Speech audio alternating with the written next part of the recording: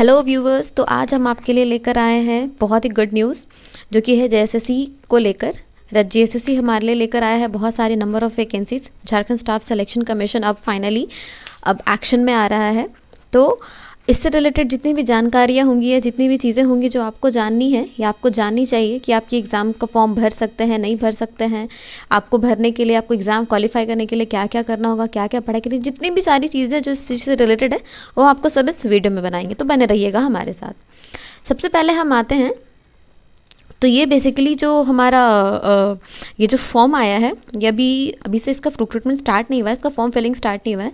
ये स्टार्ट होगा हमारा नेक्स्ट ईयर, डोंट से कि अगले साल, जनवरी से स्टार्ट होगा। ठीक है, सबसे पहले हम जानते हैं कि ये होगा ऑनलाइन ऑनलाइन हमें फॉर्म भरना है और ये हम जाके भर सकते हैं हमारे साइट पे, जो कि साइट है www.jssc.nic.in। यहाँ पर लॉगिन करके हमें भरना होगा और किस तरह से क्या करना है ये हम आपको और आगे चलकर बताएंगे। तो एक और गुड न्यूज़ है जो कि हम आपको इसी के बीच में बताना चाहते हैं कि ये जो परीक्षा शुल्क, जो कि फॉर्म फिलिंग का जो रेट था वो पहले 1000 रुपीज़ था जिस टाइम पे ये PDF लॉन्च हुआ है। और ये हमारा अभी भी बनाने का मोटिव यही है कि ये डबल सरप्राइज़ के साथ हम आपको इसका ये दें। तो अभी ये परीक्षा शुल्क बेसिकली अब हो गई है 100 रुपीज़ ओनली। ठीक है, जो OBC और जनरल स्टूडेंट्स हैं उनके लिए इसके चार्जेस है 100 रुपीज़ और जो ST SC स्टूडेंट्स हैं उनके लिए चार्जेस हैं बस 50 रुपीज़। ठीक है, हाँ, लेकिन ये जो है ये हमारा नॉन रिफंडेबल है। और अभी बहुत सारे स्टूडेंट्स के दिमाग में चल रहा है कि जो पहले हमने फॉर्म भरा था कि उसका क्या होना है, जिसने पहले JSSC का जो लास्ट ईयर फॉर्म आया था उसको जिसने फिलअप किया था उसका क्या होगा। तो बेसिकली अभी इसकी कुछ खास नॉलेज तो हमें दी नहीं गई है कि इसका क्या होगा, लेकिन अभी देखते हैं आगे जैसे कुछ आएगा हम आपको अपडेट ज़रूर करेंगे। तो हमें ये फॉर्म भरने के लिए सबसे पहले अपना रजिस्ट्रेशन नंबर और हमारा DOB, डेट ऑफ बर्थ के साथ लॉगिन करना है। ठीक है, आगे हम जानते हैं कि इसमें कौन कौन सी रिक्तियां हैं।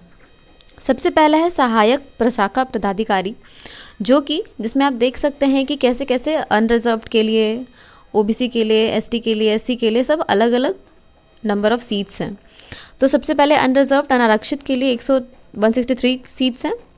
अनुसूचित जनजाति के लिए 48 सीट्स है, जिसमें से कि एक सीट रखा गया है आदिम जनजाति के लिए। ठीक है, ये बहुत ही अच्छी पहल है। अनुसूचित जाति के लिए 51 सीट, अत्यंत पिछड़ा यानी OBC 1 के लिए 45 सीट्स, OBC 2 के लिए 39 सीट्स और EWS यानी कि आर्थिक रूप से कमज़ोर वर्ग के लिए 38 सीट्स। तो इसमें टोटल है 384 सीट्स। इसी तरह कनीय सचिवालय, सहायक, प्रखंड आपूर्ति पदाधिकारी, प्लानिंग असिस्टेंट, तो बेसिकली ये 4 पदों के लिए ऐसे ऐसे 384, 322, 280, 245 और 5 रिक्तियां हैं। काफ़ी लोगों को परेशानी होती है हिंदी पदनाम ध्यान रखने में, तो मैं इसका इंग्लिश वर्जन भी आपको ज़रूर बताऊंगी। जो हमारा असिस्टेंट ब्रांच ऑफिसर है जिसके लिए 384 वैकेंसीज़ हैं, जो कि है सहायक प्रशाखा पदाधिकारी।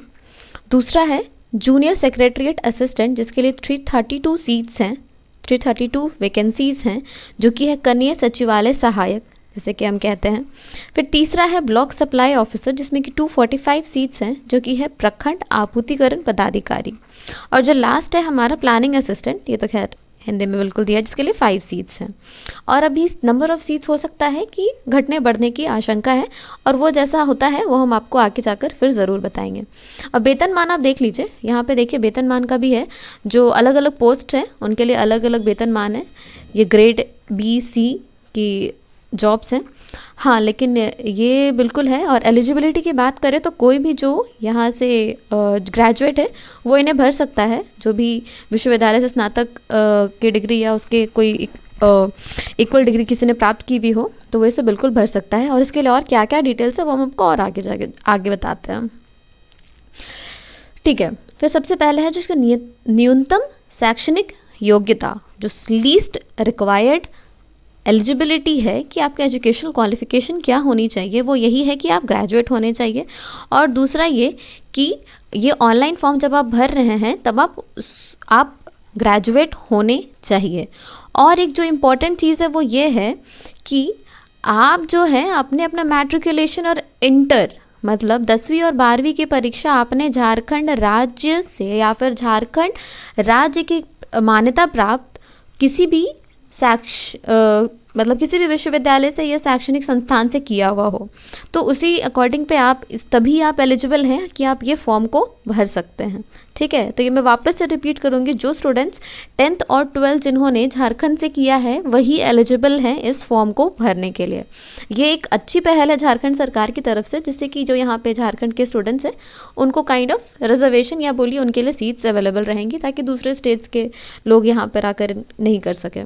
फिर जो खेलकूद कोटा है, खेलकूद कोटा भी हमें मिल रहा है, लेकिन वो है ग्रेड बी के लिए। ठीक है, जो ग्रेड बी के जो वैकेंसीज हैं उनके लिए आप दे सकते हैं, लेकिन उसमें यही है कि बहुत सारे इसमें दिए गए हैं कि आपके लिए है कि अगर आप इंटरनेशनल ओलंपिक कमेटी की या फिर फेडरेशन जो ऑर्गेनाइज़ किया हो उसमें अगर आपने मेडल प्राप्त किया हुआ हो, या फिर आप इंडियन ओलंपिक टीम की तरफ से खेले हो लेकिन आपने फर्स्ट पोजीशन ग्रांट किया हुआ हो, या फिर अगर आपने कोई राष्ट्र स्तर की प्रतियोगिता खेली और उसमें आपने कुछ विश्व रिकॉर्ड बनाया हुआ हो, तभी आपको खेल कूद कोटा का फ़ायदा मिलने वाला है।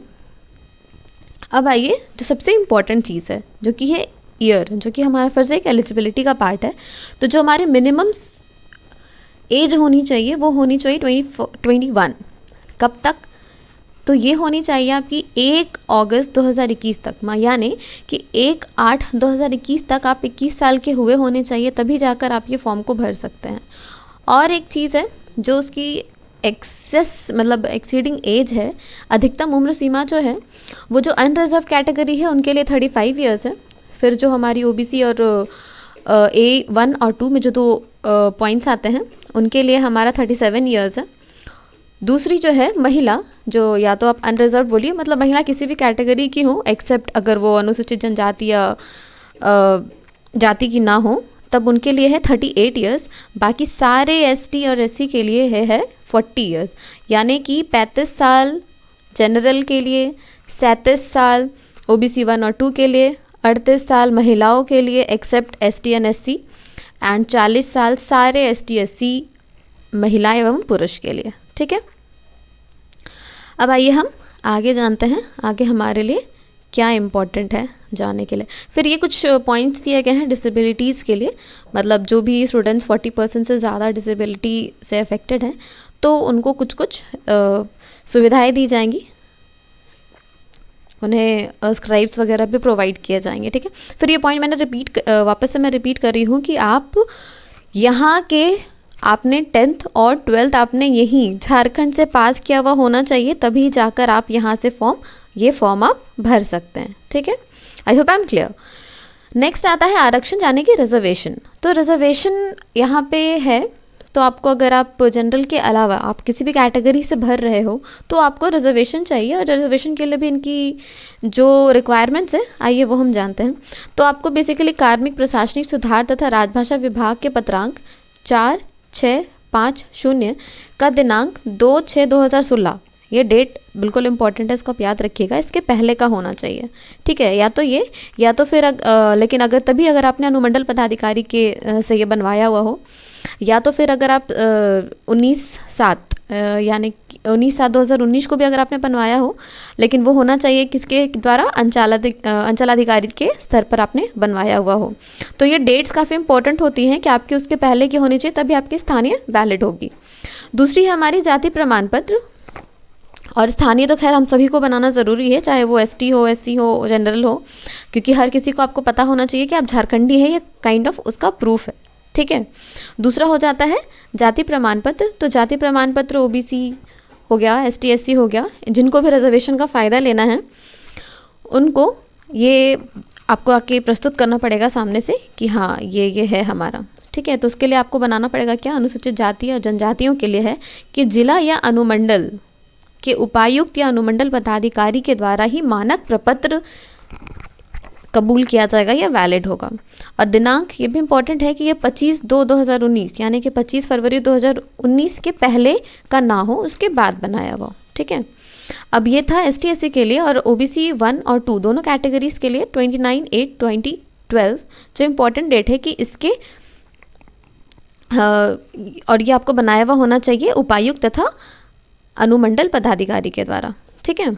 और जो दूसरा आ जाता है हमारा ये date, again this date is important, 25 फरवरी 2019 के अधीन प्रपत्र 15 में गैर क्रीमी लेयर स्व घोषणा पत्र समर्पित करना अनिवार्य होगा, ठीक है।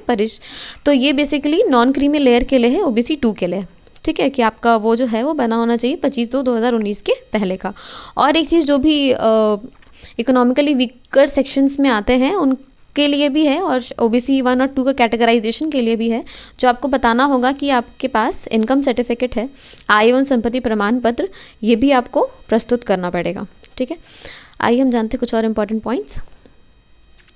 दिनांक 25 फरवरी 2019 के पूर्व अंचल अधिकारी के स्तर से निर्गत अथवा परिशिष्ट से अंकित प्रपत्र होना चाहिए, ठीक है। ये आय के लिए अगर आप इनकम सर्टिफिकेट दे रहे हैं तो ये इस डेट के पहले का होना चाहिए, ठीक है, 25 Feb 2019। तो काइंडली आप लोग प्लीज़ अब ये फॉर्म को भरने से पहले आपकी प्रिपरेशन तो होनी चाहिए, बट ऐसा ना हो कि लास्ट मोमेंट पे आपको इसका फ़ायदा ना हो सके, तो आप इसलिए मैं ये डेट्स को थोड़ा हाईलाइट करके बता रही हूँ, ठीक है।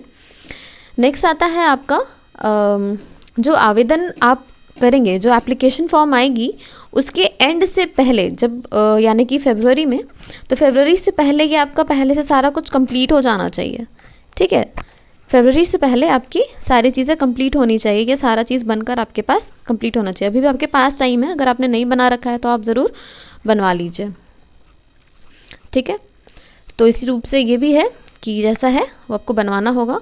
फिर जो स्थानीय है, और आप बिल्कुल ये चीज़ें याद रखें कि आपका जो भी सर्टिफिकेट्स है उसमें कहीं पे भी कोई स्पेलिंग मिस्टेक्स ना हो, ताकि लास्ट मोमेंट रश और लास्ट मोमेंट प्रॉब्लम के लिए, ये सारी चीज़ें अवॉइड करने के लिए ये चीज़ों को अभी थोड़ा आप ध्यान दें, ताकि बाद में आपको इस चीज़ को लेकर परेशानी ना हो।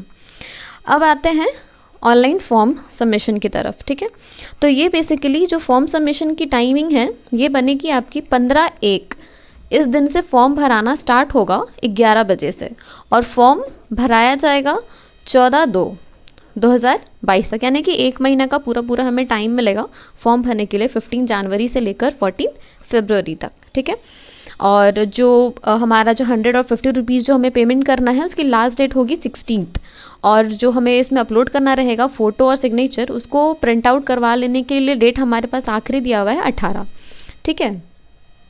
और 19 फरवरी 11 बजे से लेकर 21 फरवरी, ठीक है, 12 बजे रात तक हमें टाइम दिया जाएगा कुछ भी करेक्शन करने के लिए, ठीक है। कुछ भी अगर हमें करेक्शन करना है तो ये करना पड़ेगा। अब आइए, अब सबसे जो इम्पोर्टेंट पार्ट है हमारे इस वीडियो का, उसके तरफ हम चलते हैं कि बेसिकली ये जो एग्ज़ाम है, एग्ज़ाम का पैटर्न क्या होगा, ये क्योंकि अभी JSSC ने बहुत सारे बदलाव किए हैं तो ये हमें जानना काफ़ी इंपॉर्टेंट हो जाता है। तो ये जो है बेसिकली ये हमारा कोई भी प्रीलिम्स या मेंस अलग से नहीं लेगा, यही हमारे लिए सबसे बड़ा फ़ायदा है इसको बनाने का, ये एग्ज़ाम देने का। ये वन टाइम है, एकदम वन टाइम गो है, आराम से जाइए, एकदम किक करके आइए और जॉब लीजिए, ठीक है। तो ये होगा डायरेक्ट मेंस एग्ज़ाम। तो बेसिकली ये होने वाला है 3 स्टेजेस में, जिसमें कि हिंदी इंग्लिश दोनों में आपको अवेलेबल होंगे क्वेश्चन पेपर्स, और वो सारे जो तीनों एग्ज़ाम्स होंगे वो कितने देर के होंगे, 2-2 घंटे के होंगे। लेकिन एक चीज़ और कि यहाँ पे जो एग्ज़ाम होगा वो 3 मार्क्स का पर क्वेश्चन होगा, और जो प्लस पॉइंट या आपके हम सभी के लिए नेगेटिव पॉइंट है, 2 यहाँ से पहली बार झारखंड सरकार ने ऐसा किया है कि नेगेटिव मार्क्स भी ऐड किया है। Yes, you are right. एक क्वेश्चन के लिए 3 मार्क्स, तो एक रॉन्ग के लिए -1, ठीक है। अब देखिए जो पेपर 1 है हमारा, पेपर 1 में हमारा 120 क्वेश्चंस होंगे, 2 घंटे की टाइमिंग होगी, और इसमें जो हमारा 2 पेपर होगा, हिंदी भाषा ज्ञान जिसमें कि 60 क्वेश्चंस होंगे, अंग्रेजी भाषा ज्ञान जिसमें कि 60 क्वेश्चंस होंगे, ठीक है, 60 120 क्वेश्चंस। ये हो गया हमारा पेपर 1। जो दूसरा पेपर है, दूसरा पेपर बेसिकली ऐड किया गया है, और अभी इसमें जो भी झारखंड की लोकल लैंग्वेज है और ये लोकल लोग हैं उनके लिए किया गया है, और इसीलिए ऐसा रिजर्वेशन भी दिया गया कि झारखंड के लोग इसमें बेसिकली इन्वॉल्व हो सके। यहाँ के जो भी ये फॉर्म भर रहे हैं उनको यहाँ का रीजनल लैंग्वेज का नॉलेज हो, बस यही पर्पस है कि ये सेकंड पेपर के लिए हिंदी इंग्लिश इससे हटा दिया गया, ठीक है। तो बेसिकली यहाँ पे आप सब्जेक्ट्स देख सकते हैं, उर्दू, संथाली, बंगला, मंडारी हो, खड़िया, कुड़ुक, कुरमाली, नागपुरी, खोटा, पंचपरगनिया, उड़िया, इनमें से जो भी भाषा आपको आती हो वो बेसिकली आपका 100 क्वेश्चंस रहेंगे 2 घंटे के। ये हो गया आपका पेपर 2। अब आता है हमारा पेपर 3, जो कि फिर से होगा 2 घंटे का, 150 मार्क 150 क्वेश्चंस, ठीक है। अब इसमें आप देख सकते हैं सामान्य अध्ययन, सामान्य विज्ञान, सामान्य गणित, मानसिक क्षमता जांच, कंप्यूटर का ज्ञान, झारखंड राज्य संबंधित ज्ञान, यानी कि जनरल मतलब आप समझ लीजिए कि ये general science, general awareness 30 marks का, जनरल साइंस 20 मार्क्स का, मैथमेटिक्स, नॉर्मल मैथमेटिक्स होगा 20 मार्क्स का, फिर रीजनिंग होगा, मेंटल एबिलिटी होगा 20 मार्क्स का, फिर कंप्यूटर नॉलेज 20 मार्क्स का, और फिर जो झारखंड रिलेटेड क्वेश्चन है वो होंगे 40 मार्क्स के, ठीक है। तो hopefully I was very clear. और आखिर में जाकर मैं आपके लिए ज़रूर नेक्स्ट वीडियो लाऊंगी जिसमें कि मैं आपको इसका सिलेबस डिटेल में डिस्कस करूँगी। Thank you.